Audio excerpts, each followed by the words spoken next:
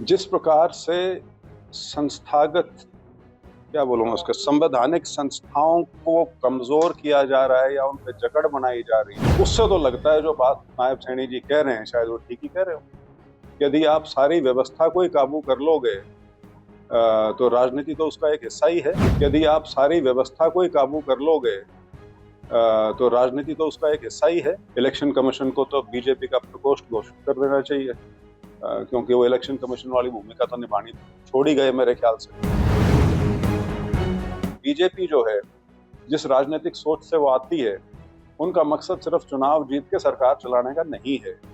उनका मकसद इस देश की पूरी लोकतांत्रिक व्यवस्था को पलटने का है। जिस प्रकार से संस्थागत क्या बोलूँगा उसके संवैधानिक संस्थाओं को कमजोर किया जा रहा है या उन पे जकड़ बनाई जा रही है, उससे तो लगता है जो बात नायब सैनी जी कह रहे हैं शायद वो ठीक ही कह रहे हो।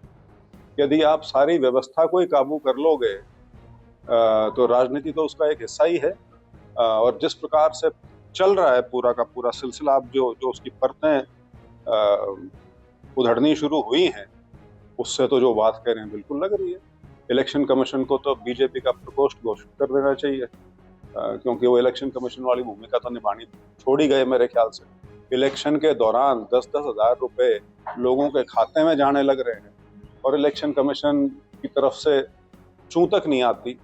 राहुल गांधी ने 3-3 प्रेस कॉन्फ्रेंस कर ली हैं, इलेक्शन कमीशन के डेटा के साथ तथ्य सामने रखे हैं, और इलेक्शन कमीशन ने एक बात का भी आज तक जवाब नहीं दिया, एक बात का भी। वो बात करते हैं, उदाहरण के तौर पर बात करते हैं बीजेपी वाले घुसपैठिए की। 65 लाख वोट कटी हैं बिहार में, कितने घुसपैठिए मिले? लेकिन ये सवाल कोई उनसे पूछेगा नहीं, और पूछो भी तो जवाब नहीं मिलना। का कहना है कि अगर 65 लाख तो जनता को रोड पे आ जाना था, तो 65 लाख वोट कम नहीं, वो रोड पे तो रामन और लोहिया जी ने कहा ही था कि अगर सड़कें सुनसान हो जाएंगी तो संसद आवारा हो जाएगी। संसद भी आवारा हुई है, सारी संस्थाएं भी आवारा हुई है। एक हमारी तरफ से एक छोटा प्रयास हमने किया है। राहुल गांधी जी ने आज से 3 साल पहले पूरे देश की सड़क पे वो निकले थे, लेकिन इसमें पूरे विपक्ष को ये समझ लेना चाहिए कि अस्तित्व खतरे में पार्टियों का नहीं है, पूरी संवैधानिक व्यवस्था का या पूरा जो लोकतांत्रिक ढांचा है वो पूरा का पूरा इस समय कैप्चर होने की स्थिति बनी हुई है। तो इसका यदि सड़क पर मुकाबला नहीं करेंगे तो इस तरह की शक्ति को रोक नहीं पाएंगे। मैं एक चीज हमेशा बोलता हूँ, बीजेपी जो है, जिस राजनीतिक सोच से वो आती है, उनका मकसद सिर्फ चुनाव जीत के सरकार चलाने का नहीं है। उनका मकसद इस देश की पूरी लोकतांत्रिक व्यवस्था को पलटने का है।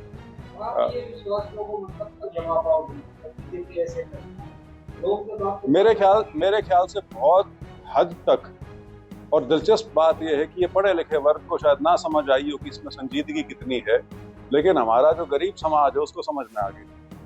और 2024 का जो लोकसभा चुनाव था, उसका जो नतीजा खास तौर पर उत्तर प्रदेश का जो था, वो इस बात का संकेत करता था कि उन लोगों को ये बात समझ में आ गई कि संविधान यदि खतरे में हो जाएगा तो सारे हकूक हमको जो मिले हुए हैं उस संविधान से, वो सारे के सारे खतरे में आ जाएंगे। हमसे जुड़े रहने के लिए हमारे YouTube चैनल को सब्सक्राइब करें और नई वीडियो की नोटिफिकेशन के लिए बेल आइकॉन को दबाएं।